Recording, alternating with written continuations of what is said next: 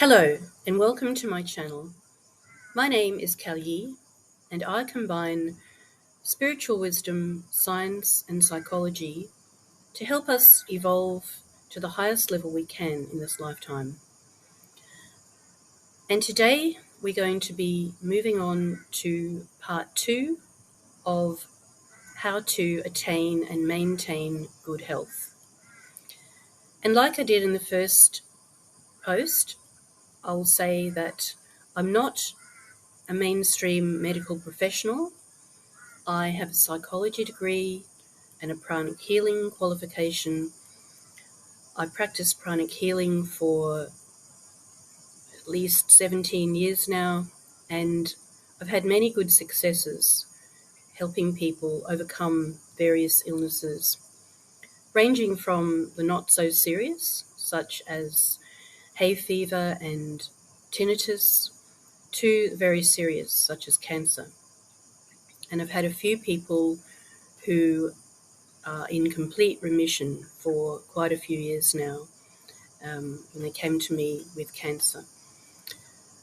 Also, my own health has improved quite a lot over the years from the practices that I do that I'm going to share with you. So I've healed to a large extent a very bad back problem, a worn out disc. I've healed to a large extent very bad knee pain, and my asthma and my breathing have improved a lot. So this is the basis that I'm going to be speaking today about attaining and maintaining good health. So as I mentioned in part 1 of this topic, our health is made up of 3 integrated systems: the physical body, the mind, and I'm including emotions with the mind, and the spirit. So each of these 3 systems are intrinsically interwoven. So if you neglect one of those systems, the other 2 will suffer. So our aim is to pay attention to all 3 and keep all 3 of these systems as healthy as possible for our holistic health.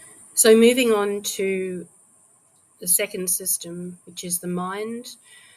And by the way, I'm including emotions into the mind as well. So you may have heard a quote by the Buddha, the Gautama Buddha, "With your thoughts you create the world." And this is because our thoughts are very powerful. They can actually affect us and our environment much more than Western science would lead us to believe. So it's very important to be aware of what you're thinking and how you're thinking. It's quite difficult to monitor your own thoughts. When I first heard of this, I set an alarm clock to go off at random times during the day. When it went off, I would stop what I was doing and write down what I'd just been thinking. And I was shocked to find how judgmental I was of myself and other people. And these kind of thoughts, if you're doing them on a regular basis, can really damage you mentally, physically, and spiritually. So very important that you're aware of what you're thinking and you monitor what you're thinking. Also, this is once again controversial. Many companies who make violent video games will say there's absolutely no negative effects on people who play these games. But when I lived in London, I had a friend who was playing this really horrible computer game where when he killed people, he would get more points if he made the person really suffer as he was killing them. Just dreadful. And I watched him play it once and I felt sick. I almost vomited at how horrible it was. And even though they were, only animations, it was pretty realistic and the sounds were realistic. And I just knew that was having a bad effect on him. And I refused to even watch it again, let alone play it. So be careful about the things that you watch. Be careful about watching TV shows and movies where there is a lot of murder, because at very least we're going to become desensitized to murder and people's suffering. I think it goes deeper than that, but at very least it will do that. And most people will accept that it will desensitize you, which is not a good thing. Also, talking about the mind in general, it's really good for our health to regularly and consciously give our logical thinking mind a rest. You can't really stop thinking overall, but during meditation practice, for example, you can fade the thinking mind to the background. It's like turning down the volume on the television set and bringing instead your being, your spirit, your life force and consciousness to the front, and letting your conditioned, judgmental, logical mind, putting that to the background. Because the mind is useful for many things, but quite often, if you let it just run on its own, it will go back to problems that you've encountered in the past and go to possible problems that might happen in the future. And these are things that cause unnecessary anxiety and pain. And because they're in the past and the future, they're not real. They're not really here. What's in the present moment, in the present, is not your childhood and not possible things that might happen to you that are negative in the future. So psychology has rebranded this mindfulness, but really it's the spiritual teaching that's been taught for centuries of consciously keeping your mind in the present moment, consciously being aware of what's here now and not letting your mind run off into past problems and traumas or possible problems and traumas in the future. A further point about present moment, which probably goes more into the spiritual, as I said, they're all interwoven, is that of accepting what is, accepting reality as it is. And this doesn't mean condoning, for example, people's abusive behavior towards you. It means that instead of saying things like, that shouldn't happen, that you say, that has happened. In that way, you're accepting the reality of what's going on in your life. And when you do that, then you are able to take action, whatever action you decide to do. But if you're in denial and saying, this isn't happening, it shouldn't be happening, and refuse to look at it, then you can't take action. So accepting reality as it is, and then other techniques that are very useful are things like forgiveness. Many people, including myself in the past, will say, I can't forgive someone who hurt me because that means that they're getting away with it. This is not what true forgiveness is about. True forgiveness is about bringing compassion and understanding to the situation. Looking at that person and acknowledging that even though they might have hurt you and possibly even damaged you with abusive behavior, that wasn't really their intention. There's very, very few people who truly are conscious of what they're doing at the time and the effects that it's going to have.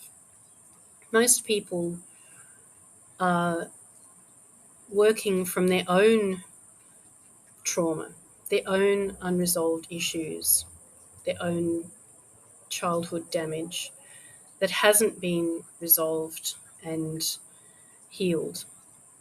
And so they are unknowingly lashing out at others, not realizing what they're doing.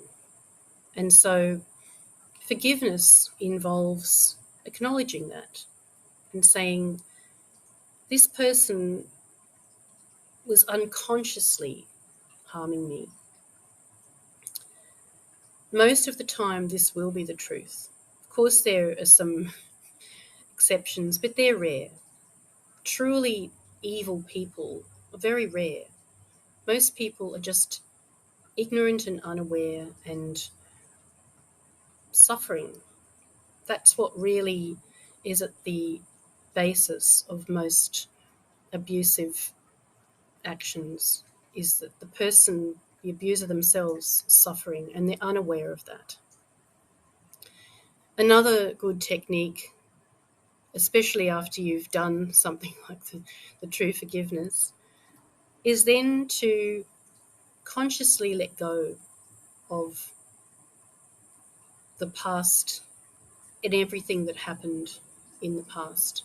Because once you've come to the realization that the person couldn't actually help themselves, that they couldn't stop themselves from doing it because they were unaware, they were doing, the cliche of doing the best with what they had at the time. Most of the time, this is the truth. So when you come to that realization and you can forgive, you can then let the situation go because you've resolved it. It no longer helps you to hold that and resent that and go over it and over and over it. If you are waiting for an apology from the person who hurt you, you could be waiting your entire life, because we don't really have the right or the ability to force other people to do things, and they will do things when they have the level of development to be able to do it. If they don't get to that level of development, they won't do it. And it's not because you are a bad person or you're not deserving of an apology. It's because they can't do it. They haven't reached that level of development. So understanding that, it really helps you to lighten your burden and let it go. Another very, very useful thing is to exercise gratitude. And we've all heard this.